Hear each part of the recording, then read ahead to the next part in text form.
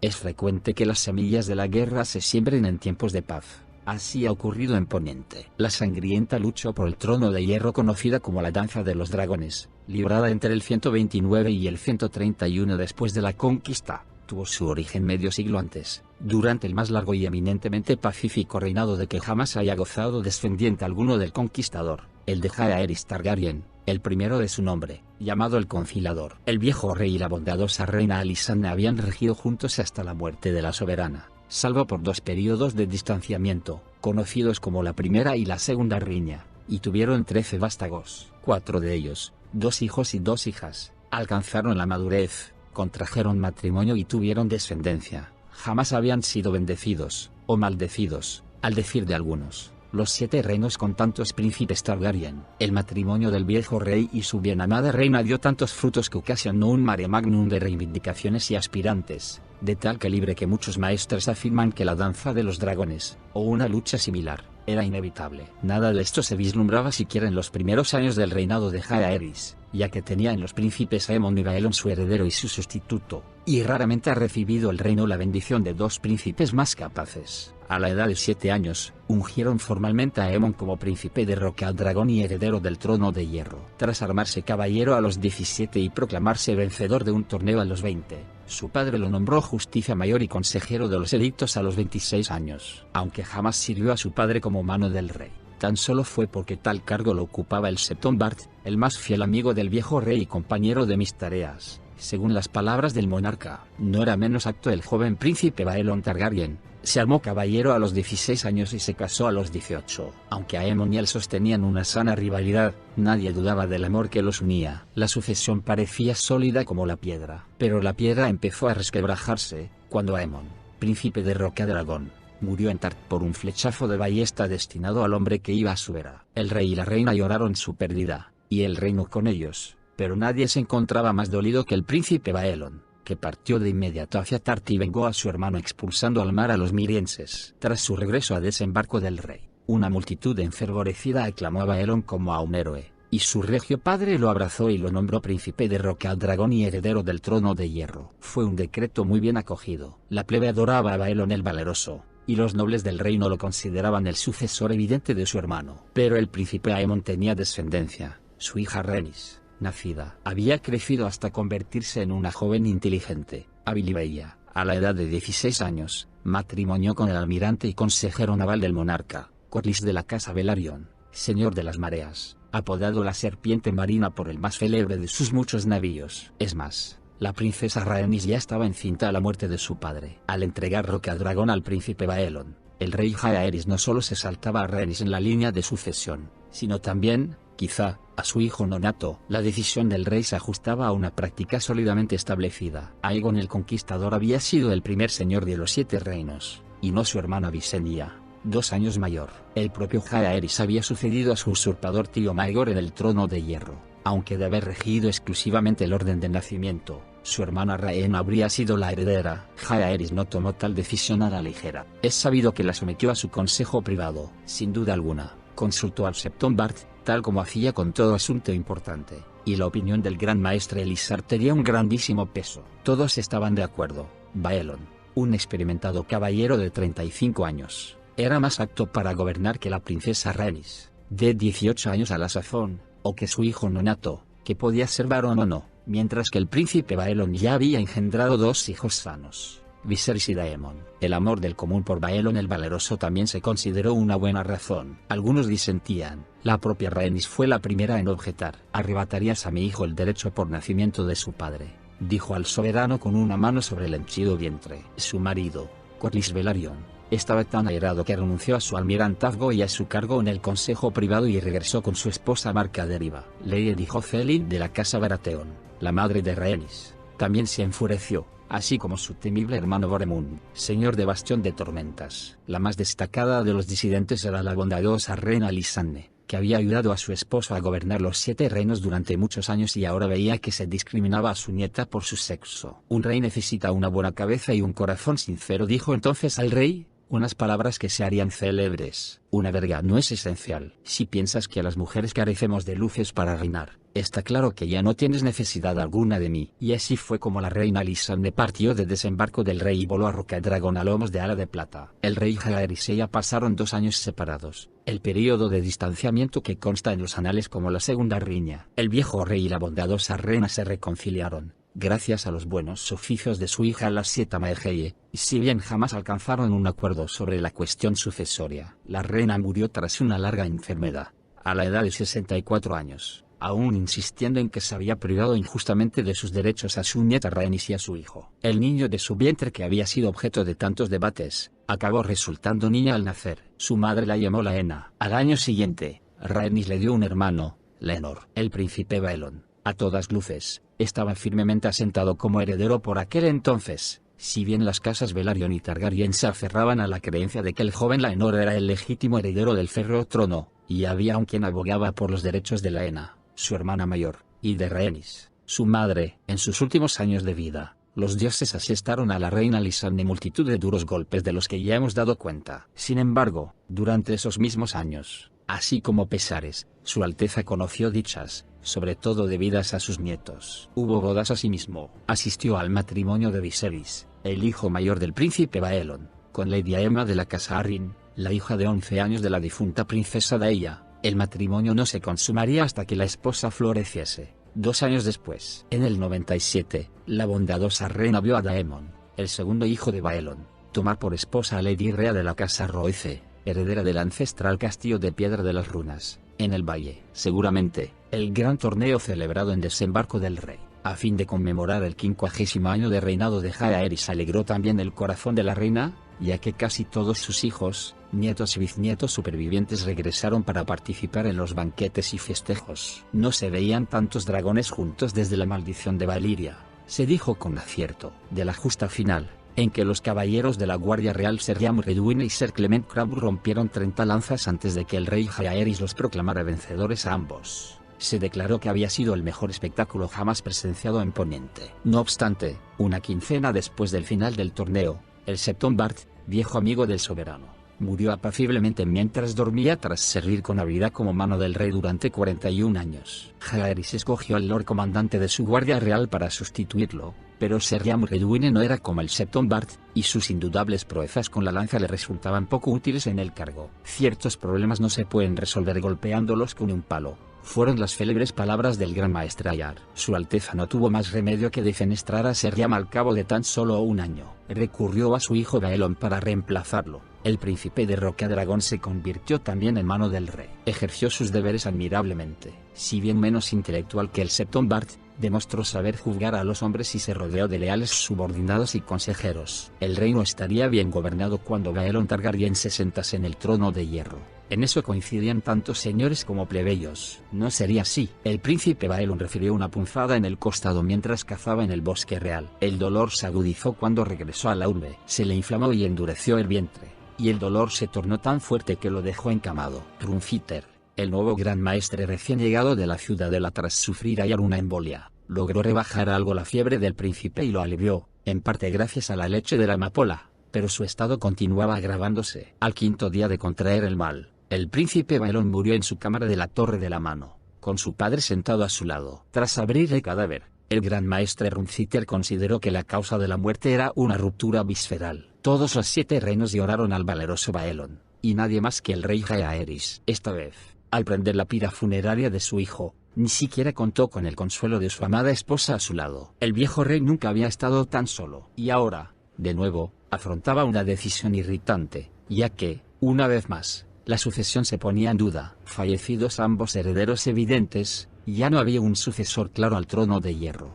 pero eso no significaba que se careciese de aspirantes. Baelon había engendrado 3 hijos con su hermana Alyssa, 2 de los cuales, Viserys y Daemon, aún vivían. De haber asumido Baelon el trono de hierro, Viserys lo habría sucedido sin duda alguna, pero la trágica muerte del príncipe heredero a la edad de 44 años enfangó la sucesión. Las reivindicaciones de la princesa Rhaenys y de su hija Laena Velaryon volvieron a cobrar pujanza, y aunque fueron a resultar arrumbadas a causa de su sexo, Laenor, el hijo de Rhaenys, no se enfrentaba a tal impedimento. Laenor Velaryon era varón y podía arguir ser descendiente del hijo mayor de Jaehaerys, mientras que los hijos de Baelon descendían del menor. Por añadidura, El rey Jaehaerys aún contaba con un hijo superviviente, Baegon, archimaestre de la ciudadela, titular del anillo, la vara y la máscara de oro amarillo. La propia existencia de Baegon, conocido por la historiografía como el Desdragonado, prácticamente había caído en el olvido en la mayor parte de los 7 reinos. Aunque tan solo tenía 40 años,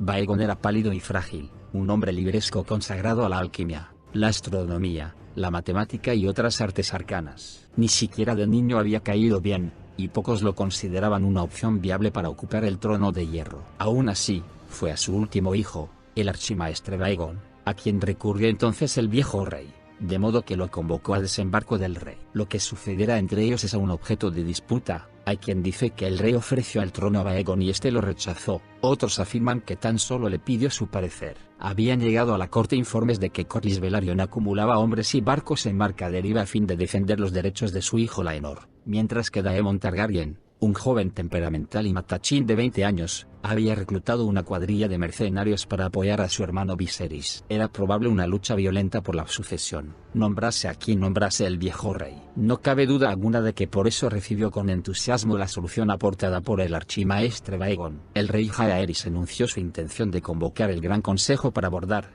debatir y, por último, decidir sobre la cuestión sucesoria. Todos los señores, ya grandes, ya menores, de Poniente recibirían una invitación, así como los maestres de la ciudadela y las setas y setones, estos últimos para pronunciarse en nombre de la fe. Mejor sería que los aspirantes expusieran su parecer ante la asamblea señorial, decretó su alteza. Aceptaría la decisión del consejo, escogiera a quien escogiera. Se decidió que lo mejor era celebrar el gran consejo en Arenal, el mayor alcázar del reino. Nadie sabía cuántos señores asistirían, ya que jamás se había convocado un consejo igual, pero se juzgó prudente contar con espacio para, al menos, 500 señores y sus séquitos. Acudió más de 1 millar. Se tardó año y medio en reunirlos, y hasta algunos llegaron cuando el consejo ya se estaba disolviendo. Ni siquiera Arenal podía acoger tal multitud, ya que cada señor iba acompañado por una corte de caballeros, escuderos, criados, cocineros y servidores. Tymon Lannister, señor de Roca Castelli,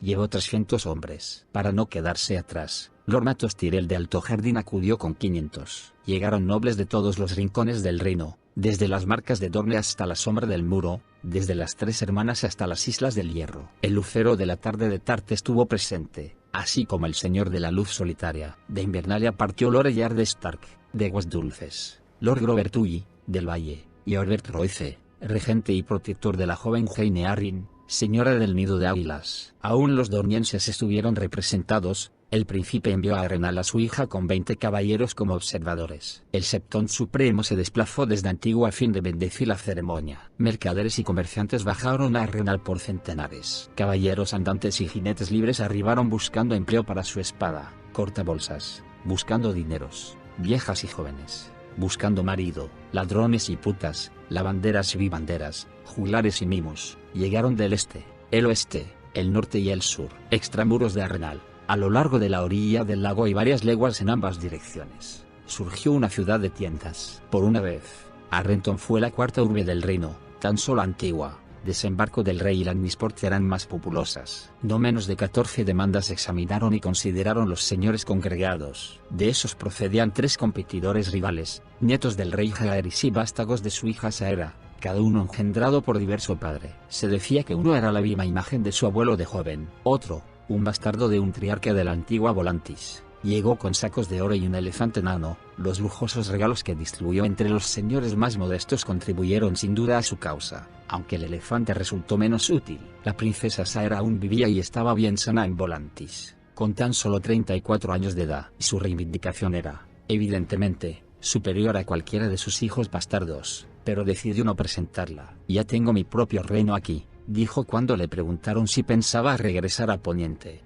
Otro aspirante exhibió una gavilla de pergaminos que demostraban su descendencia de Gaemon el Glorioso, el más destacado señor Targaryen de Rocadragón antes de la conquista, a través de una hija menor y del modesto señor con quien había contraído matrimonio, y así sucesivamente durante 7 generaciones. Hubo asimismo un hombre de armas robusto y pelirrojo que decía ser bastardo de Maegor el Cruel, y a modo de prueba presentó a su madre, la envejecida hija de un posadero que afirmaba que Maegor la había forzado. Los señores estaban bien dispuestos a creer que la hubiera forzado, pero no que la hubiera dejado encinta.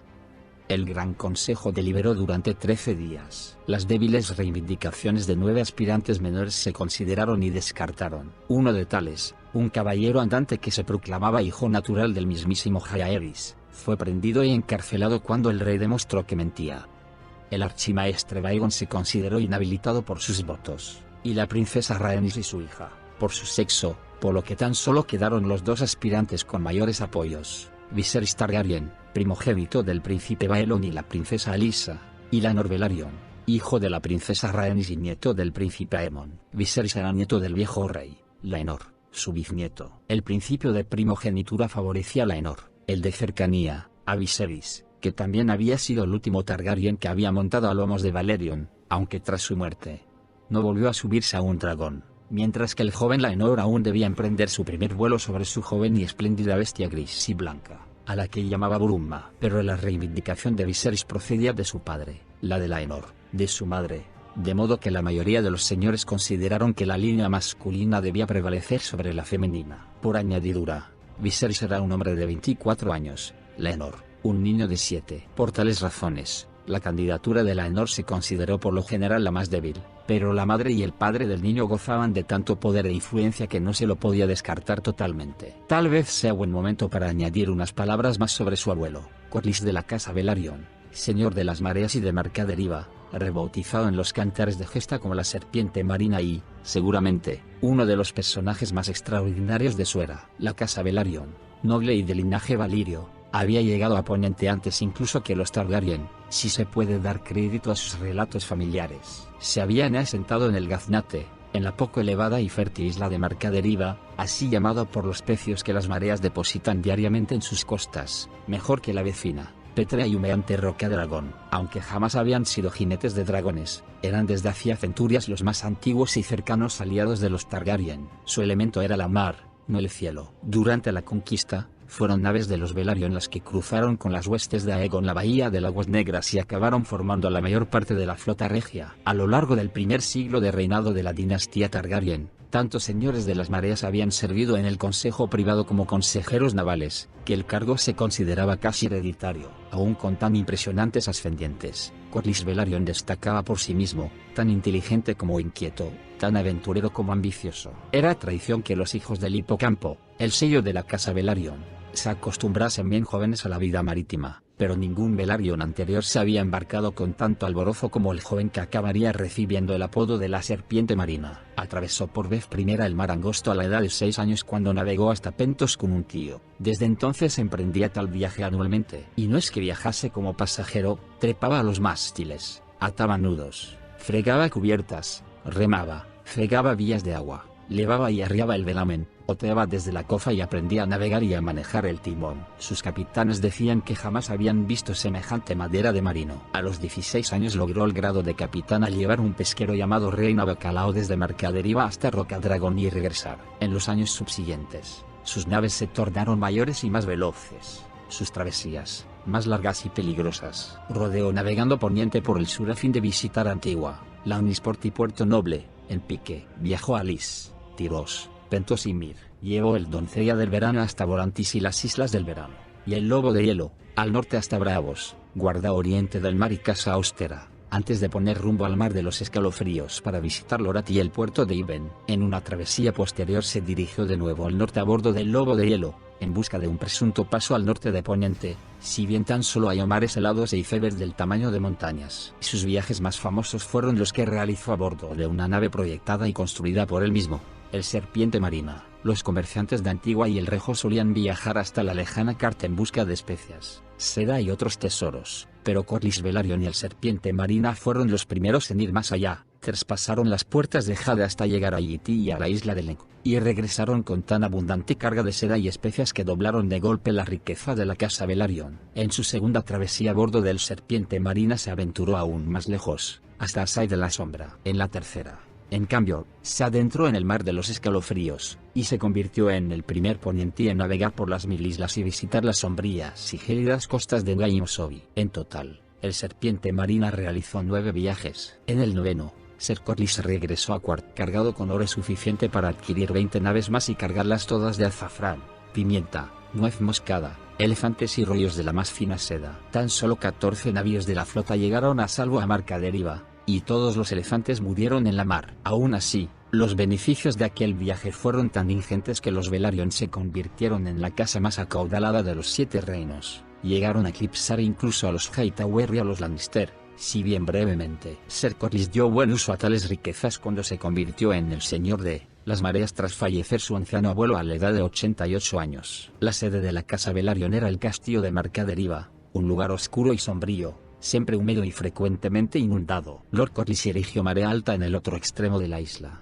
con la misma piedra de color claro que el nido de águilas, y coronó sus esbeltas torres con planchas de plata que resplandecían al sol. Cuando subían las mareas matutina y vespertina, el castillo quedaba rodeado por el mar y tan solo se comunicaba con Marca Deriva mediante una calzada. A este nuevo castillo desplazó Lord Corlys el antiguo trono de Deriva, un regalo del rey Tritón conforme a la leyenda. La serpiente marina también armó barcos. La flota real se triplicó durante los años en que sirvió al viejo rey como consejero naval. Aún después de abandonar el cargo continuó fabricando naves, reconvirtiendo antiguos mercantes y cambiando galeras por barcos de guerra. Bajo la oscura muralla cuajada de sal marina del castillo de Marca Deriva creció también una próspera población, llamada Laquia por la gran cantidad de cascos de navíos volteados que se veían a los pies del alcázar. Al otro lado de la isla, cerca de Marea Alta, otra aldea se transformó en Puerto de Especia, y sus embarcaderos y muelles quedaron repletos de naves de las ciudades libres y de Allende. Situada al otro lado del Gaznate, Marca Deriva estaba más próxima al mar angosto que el valle oscuro o desembarco del rey, de modo que Puerto Especia comenzó a acaparar buena parte de la mercancía que, de otro modo, se habría dirigido a tales puertos, así que la casa Velaryon se volvió si cabe más rica y poderosa. Lord Corlys era ambicioso. A lo largo de sus 9 viajes a bordo del Serpiente Marina, siempre quiso ir más allá, llegar a donde nadie había llegado nunca y ver qué había tras el borde de los mapas. Aunque había cosechado grandes logros en su vida, raramente se sentía satisfecho, a decir de quienes mejor lo conocían. En Rhaenys Targaryen, hija del primogénito y heredero del viejo rey, halló su media naranja, una mujer tan vivaz, hermosa y altiva como la que más en el reino, y jinete del dragón por si fuera poco. Sus hijos ascenderían a los cielos, esperaba Lord Corlys, y algún día, uno de ellos se sentaría en el trono de hierro. No es de extrañar que quedase amargamente defraudado cuando murió el príncipe Aemon y el rey Jaehaerys se saltó a Rhaenys, hija de Aemon, en favor de su hermano Baelon, el príncipe de la primavera. Pero con ocasión del Gran Consejo, al parecer, las tornas habían cambiado de nuevo y podía deshacerse el entuerto. Así fue como Lord Corlys y su mujer, la princesa Rhaenys, arribaron a Harrenhal con gran aparato, y emplearon la riqueza y la influencia de la casa Velaryon en persuadir a los señores convocados para que reconociesen a su hijo Laenor como heredero del trono de hierro. En tal campaña contaron con el auxilio del señor de Bastión de Tormentas, Boremund Baratheon,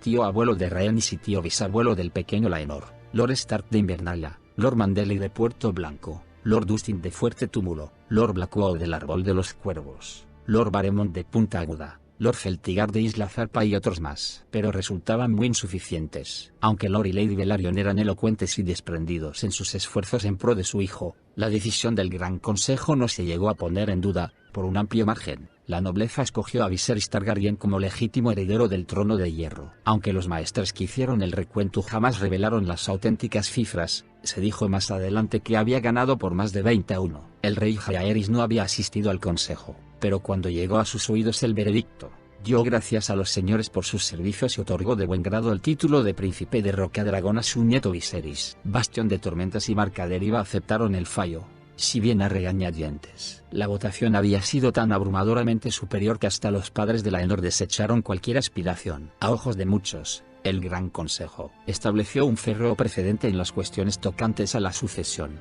Independientemente de la cercanía, no podían heredar el trono de hierro de Poniente ni una mujer ni sus descendientes varones. De los últimos años del reinado de Jaehaerys, muy poco cabe decir. El príncipe Baelon había servido a su padre como mano del rey y como príncipe de Rocadragón. Tras su muerte, empero, su Alteza decidió dividir ambos honores. Como mano nombró a Ser Otto Hightower, hermano menor del Lord Hightower de Antigua. Ser Otto se llevó a su esposa y a sus hijos a la corte, y sirvió a Jaehaerys fielmente durante los años que le quedaban. Cuando las fuerzas y las luces del viejo rey comenzaron a flaquear, muchas veces se quedaba confinado en la cama. Alicent, la precoz hija quinceañera de Ser Otto, se convirtió en su compañía constante, le alcanzaba las comidas, le leía y lo ayudaba a bañarse y vestirse. El viejo rey, en ocasiones, se confundía y la llamaba por el nombre de alguna de sus hijas. Ya cercano el fin, estaba convencido de que se trataba de su hija Saera, que había regresado a él de allende el mar angosto. El rey Jaehaerys Targaryen, el primero de su nombre, murió en su lecho mientras Lady Alicent le leía la historia antinatural del Septombart. Su Alteza tenía 69 años y había gobernado los 7 reinos desde su ascenso al trono de hierro a la edad de 14. Sus restos se incineraron en Pozo de Aragón,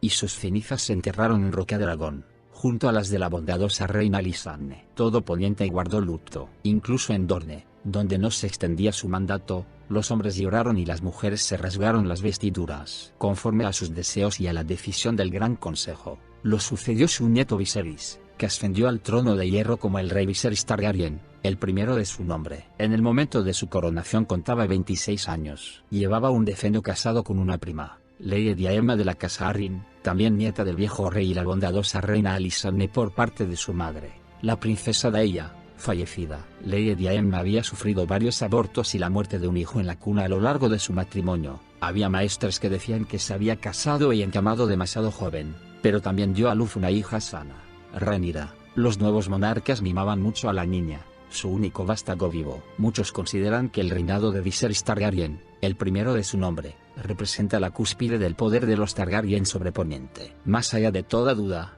por entonces hubo más señores y príncipes que se atribuían la sangre del dragón que en ningún otro período anterior ni venidero. Aunque los Targaryen habían continuado con su práctica tradicional de casarse entre hermanos, tíos, sobrinos y primos siempre que fuera posible, también hubo emparejamientos importantes fuera de la familia real, y sus frutos desempeñarían un papel importante en las guerras venideras. También había más dragones que nunca, y varias hembras ponían nidadas con regularidad.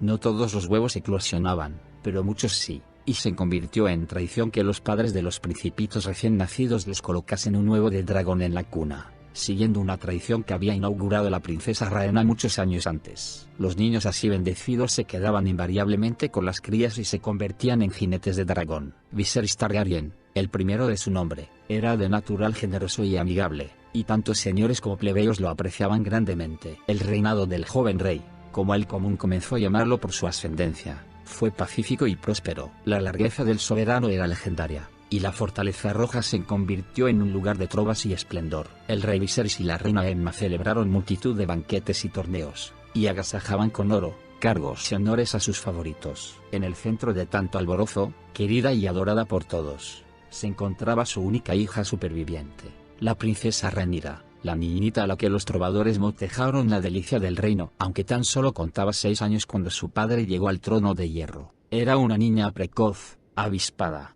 valiente y hermosa como tan solo puede serlo quien tiene sangre de dragón. A los 7 años se convirtió en jinete de dragón al ascender a los cielos a lomos de la joven hembra a la que llamó Syrax en honor a una diosa de la antigua Valiria. A los 8, la princesa se dedicó al servicio como copera, pero de su propio padre, el soberano. En la mesa, en los torneos, en la corte, pocas veces se veía al rey Viserys sin su hija alrededor. Entretanto, el tedio de la gobernación quedaba sobre todo en manos del consejo privado y de la mano. Ser Otuja Hightower había continuado en el cargo y servía al nieto como había servido al abuelo. Un hombre diestro, en eso todos coincidían, aunque muchos lo consideraban a sí mismo orgulloso, brusco y altanero. Cuanto más tiempo servía, más imperioso se tornaba Ser Otto, se decía, y muchos grandes señores y príncipes andaban resentidos por sus modos y envidiaban su cercanía al trono de hierro. El mayor de sus rivales era Daemon Targaryen, el ambicioso, impetuoso y colérico hermano menor del rey. El príncipe Daemon, tan encantador como temperamental, se había ganado las espuelas de caballero a los 16 años, y el propio viejo rey le había otorgado su espada, Hermana Oscura, en reconocimiento de sus proezas. Aunque había contraído matrimonio con la señora de Piedra de las Runas, durante el reinado del viejo rey,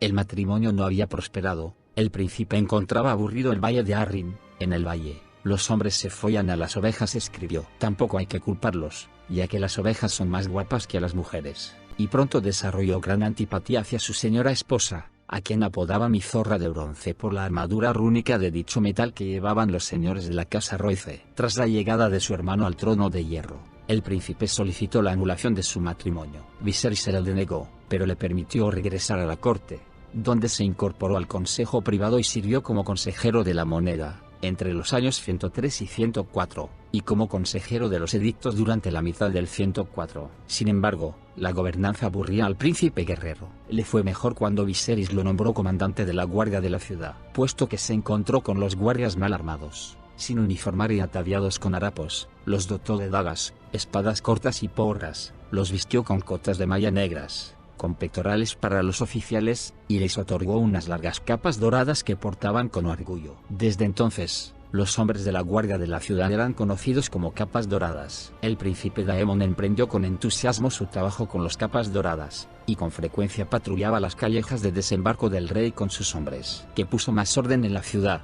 nadie lo duda, pero su disciplina era brutal. Se deleitaba cortando la mano a los bolsistas, capando a los violadores y rebanando la nariz a los ladrones, y además mató a 3 hombres en algaradas callejeras durante su primer año de comandancia. Al poco, el príncipe era bien conocido en los bajos fondos de desembarco del rey. Se convirtió en parroquiano de las tabernuchas, donde bebía gratis, y de los garitos de juego, de donde siempre salía con más dineros de los que llevaba al entrar. Aunque cató a innumerables putas de los lupanares de la urbe, y se dice que era especialmente aficionado a desflorar doncellas, una tal Isene, bailarina, pronto se convirtió en su favorita. Mysaria se hacía llamar, si bien sus rivales la llamaban Miseria, el gusano blanco. Dado que el rey Viserys carecía de hijos vivos, Daemon se consideraba el legítimo heredero del trono de hierro y anhelaba el título de príncipe de Rocadragón, que su alteza rehusaba otorgarle. Sus amigos ya lo motejaban el príncipe de la ciudad, y para la plebe era el señor del lecho de pulgas. Si bien el rey no deseaba que Daemon lo sucediera,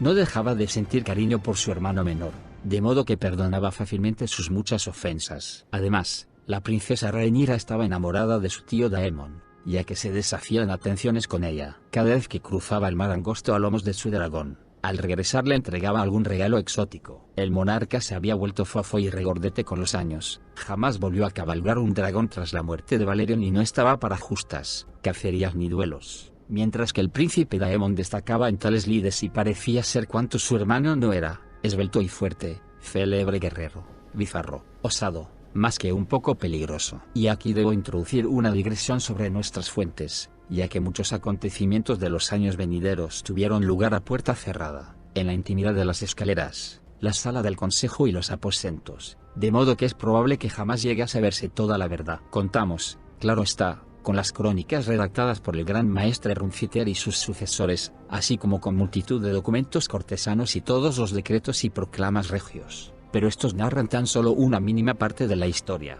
Para el resto debemos recurrir a relaciones escritas decenios después por los hijos y los nietos de quienes se vieron implicados en los sucesos de aquellos tiempos, señores y caballeros que informaban de hechos atestiguados por sus ancestros, recuerdos de tercera mano de criados ancianos que narraban los escándalos de su juventud, mientras que, sin duda alguna, resultan útiles. Ha pasado tanto tiempo entre el suceso y su transmisión, que, inevitablemente, han surgido muchas confusiones y contradicciones, y no siempre coinciden tales memorias. Por desgracia, esto también reza para 2 narraciones de observadores directos que nos han llegado. El Septón Eustace, que sirvió en el sitio real de la Fortaleza Roja durante buena parte de esta era y más adelante engrosó las filas de los máximos devotos, plasmó la crónica más detallada de este período. Como confidente y confesor del rey Viserys y su reina, se encontraba bien situado para enterarse de gran parte de cuanto acontecía, y tampoco hacías cosa dar cuenta aún de los rumores y acusaciones más sorprendentes y selaces. Si bien el grueso del reinado de Viserys, el primero de su nombre, y la danza de los dragones que se siguió no deja de ser una narración lúcida y,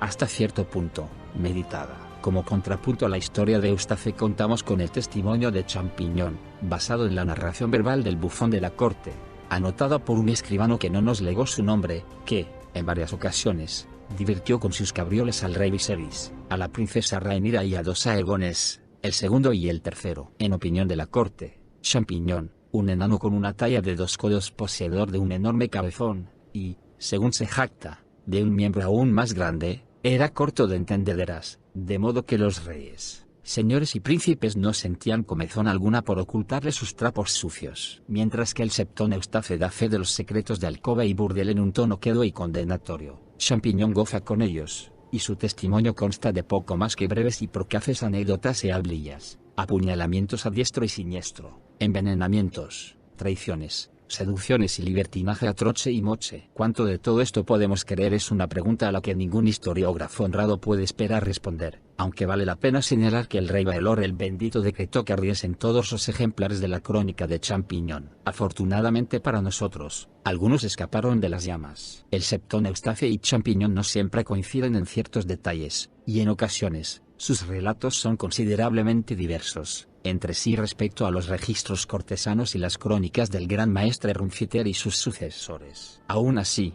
tales historias sí que explican muchos aspectos que, de otro modo, parecerían desconcertantes, y fuentes posteriores confirman bastante material de sus relatos como para indicarnos que, al menos, contienen cierta parte de verdad. La cuestión de qué creer y qué dudar queda a discreción de cada erudito. En un asunto coinciden Champiñón, el Septón Eustace, el gran maestre Runciter y las demás fuentes. Serotu Hightower, la mano del rey, detestaba grandemente al hermano del monarca. Fue Seroto quien convenció a Viserys para que destituyese al príncipe Daemon de su cargo de consejero de la moneda, y luego del de consejero de los edictos, actos ambos que la mano pronto acabaría por lamentar. Como comandante de la guardia de la ciudad, con 2000 hombres bajo su mando, Daemon era más poderoso que nunca. En circunstancia alguna puede el príncipe Daemon ascender al trono de hierro, escribió la mano a su hermano, el señor de Antigua. Sería un segundo Maegor el Cruel, o si cabe, peor. Era el deseo de Seroto que la princesa Rhaenyra sucediera a su padre. Mejor la delicia del reino que el señor del lecho de pulgas, escribió. Y no era el único de tal opinión,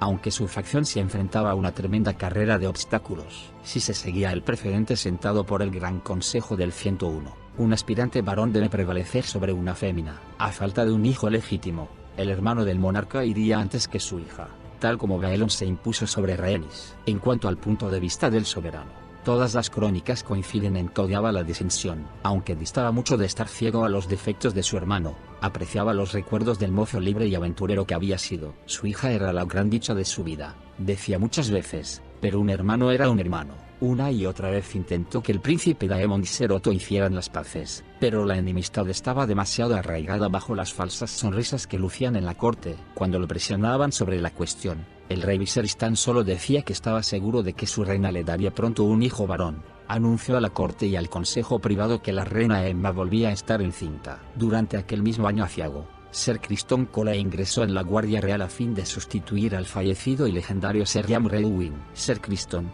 hijo de un mayordomo de Lord Dondarrion de Refugio Negro, era un joven y afable caballero de 23 años. Se atrajo por primera vez la atención de la corte al vencer en el combate cuerpo a cuerpo de Poza de la Doncella, celebrado para honrar la coronación del rey Viserys. En los últimos momentos del combate, Ser Criston desarmó al príncipe Daemon de Hermana Oscura con el mangual, lo cual encandiló a su Alteza y enfureció al príncipe. Después entregó a la princesa Rhaenyra, de 7 años a la sazón, los laureles de vencedor, y le suplicó que los luciese en la justa. En las ligas derrotó de nuevo al príncipe Daemon y descabalgó a los célebres gemelos Ser Arryk y Ser Erryk Cargill, de la Guardia Real, antes de caer ante Lord Limon Maester. Con sus ojos verde claro, su cabello como el tifón y su trato desenvuelto, pronto se convirtió en el favorito de todas las cortesanas, y no menos de la mismísima Rhaenyra Targaryen. Tan subjugada se encontraba por los encantos del hombre, a quien motejaba mi blanco caballero, que suplicó a su padre que lo nombrase su escudo y protector. Su Alteza le concedió tal capricho, como tantos otros. Desde entonces, Ser Criston siempre contó con los favores de la princesa en las ligas, y no se separaba de su ver en banquetes y festejos. Poco después de que Ser Criston se revistiese con la capa blanca,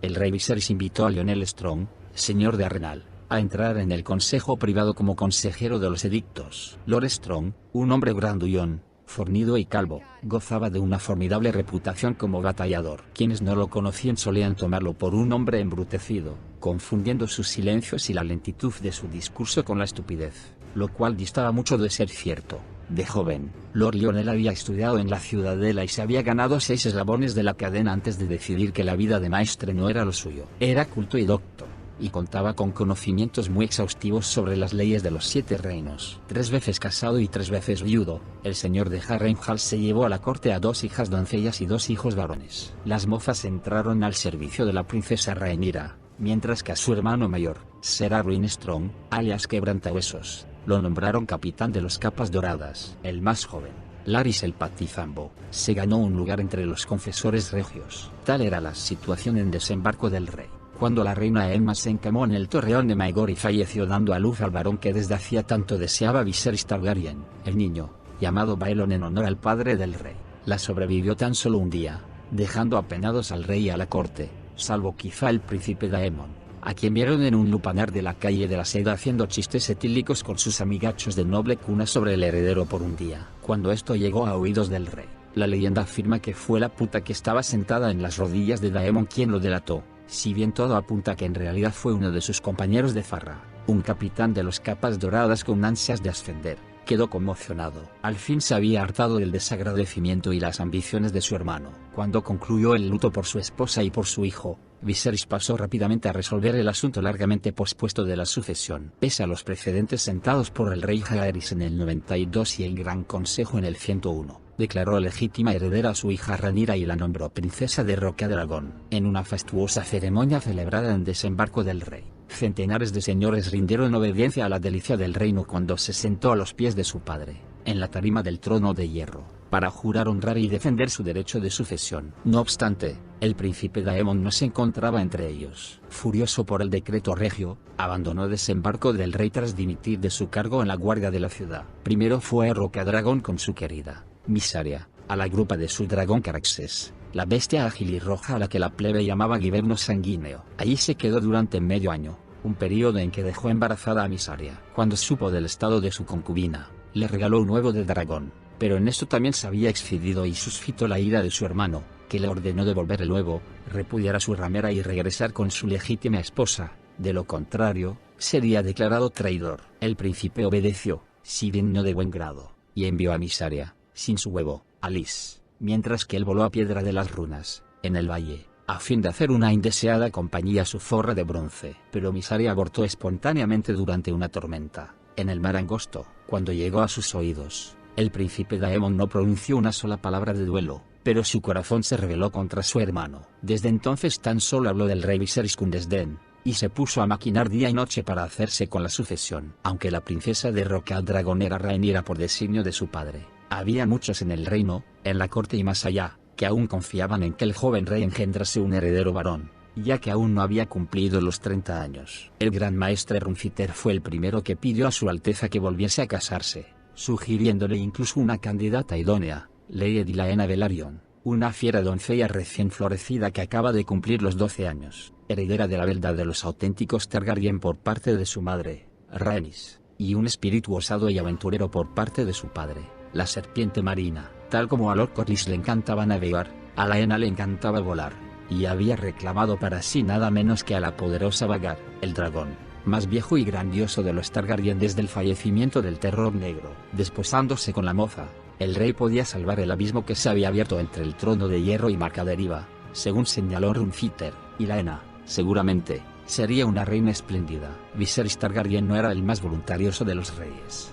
Justo es decirlo, siempre amigable y ansioso por complacer, confiaba enormemente en el consejo de los hombres que lo rodeaban, y hacía cuanto le proponían con muchísima frecuencia. En este caso, no obstante, tenía ideas propias y ningún argumento podría disuadirlo. Se casaría nuevamente, sí, pero no con una doncella de 12 años, y no por razón de estado. Otra mujer le había entrado por los ojos. Anunció su intención de desposarse con Lady Alicent de la casa Hightower, la avispada y encantadora hija de 18 años de la mano del rey, la que leía al rey Jaehaerys en su lecho de muerte. Los Hightower de Antigua eran una familia noble ancestral, de linaje impecable. No era posible que cupiera objeción alguna a la elección de la prometida del rey. Aún así, hubo quienes murmuraron que la mano era un advenedizo que había llevado a su hija a la corte con esta idea. Unos cuantos llegaron incluso a sembrar dudas sobre la virtud de Lady Alicent, diciendo que había recibido al rey Viserys en su lecho y antes de la muerte de la reina Aemma. Tales calumnias jamás se pudieron demostrar, si bien Champiñón las